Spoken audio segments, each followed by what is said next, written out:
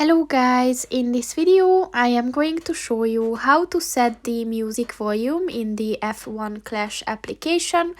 But first I just want to mention, don't forget to subscribe to my channel, because at 10,000 subscribers I am going to show you my whole YouTube revenue statistics and growth strategy, as well as how to make money online. Let's jump into it.